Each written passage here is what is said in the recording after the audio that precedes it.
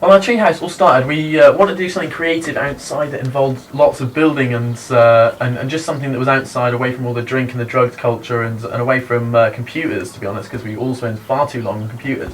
So we wanted to do something outside that was constructive. So my friend suggested we build a treehouse, which he used to inspire us with tales from when he was younger of his treehouses. So we said, well, why don't we do this now? Even though we're older, we might as well go for it. And so we decided to build it, and after a while, someone suggested that maybe we need planning permission because they sort of saw what we were envisaging, and it was turning into something quite grand. So we gave the council a call, and they said it was fine. We didn't need anything. It was okay. Lo and behold, it turned out that actually we did need planning permission. So an enforcement officer came round and said it was too high and had to be demolished. And he said, don't bother about applying for planning permission because you're probably not going to get it. And so after taking some advice, we drew up our plans, and 12 people put in £12 to apply for planning permission because the planning application takes it costs £135, which is a lot, 5 times as much as what the whole treehouse cost to build. An inspector came round and he had a look at the treehouse and done a lot of observation. The planning inspector became an expert at this treehouse, and in fact had a very, very thick file on it all.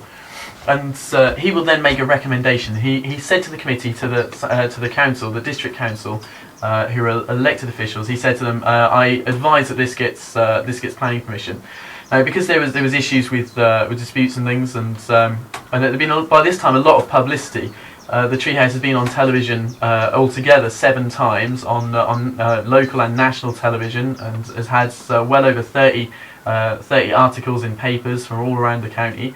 And been on numerous radio stations as well. We expected it to be a controversial matter, but actually it was very straight down the lines. Everyone supported it, it seemed. There was a very, very small minority of people who didn't, but it was really encouraging to see just how many people were on board. And because there was just one objection to the construction, it had to go to committee.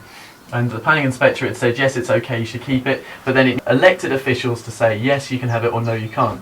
So we went to our regional council, part of the district council, and they debated it for a long time, which was amusing. And in the end, they said, yeah, it's a great thing, it should stay. We like the fact that it's encouraging young people to get outside, it's using recycled materials, it's a sustainable building, it's not hurting anyone, it's right in the middle of private land, and there's no problem with it. They said, but just because it contravenes one policy, we need to just go to a level above us, but that's just rubber stamping it, it should be fine. And so we went, a few weeks later, we went to the Grand District Council with all the different elected officials there, and they debated. We were the first thing on the list, and they debated it for well over an hour, talking about all the different pros and cons to it.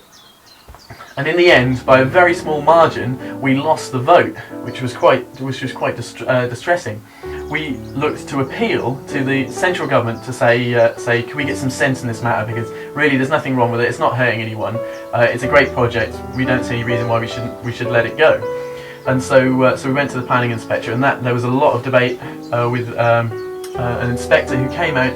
He looked around, investigated the situation and knew everything about it, and made his decision that was, like many appeal decisions, was to uphold what the council said.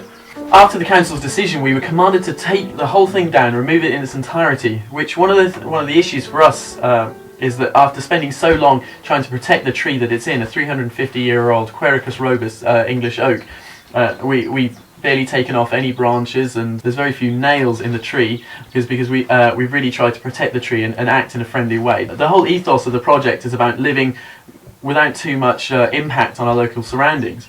So one of the things that was brought up during the council trials was that there would be an issue where we'd be damaging the tree.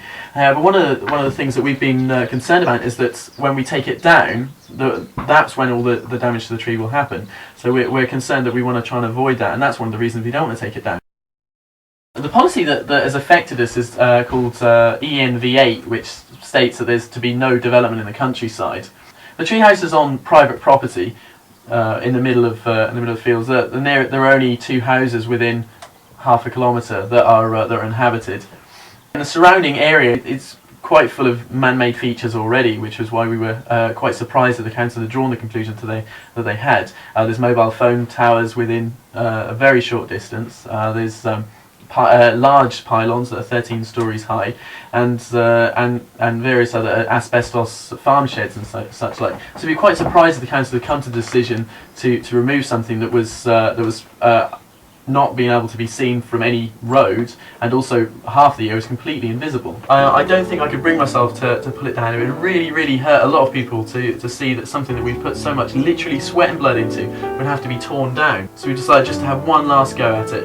And we've been so encouraged by all the media, and various people have written to us saying this will change the way they vote, and other people have said they've been inspired to build their own tree houses. It's been a really great community project, and we said we can't just let it go and can't just take it down. So we've decided that we're going to reapply for planning permission, look at the whole situation again, change a few things around and try and cooperate with them and speak to people and say what can we do to make it easier, and hopefully people will see this time that bureaucracy is not quite as important as community.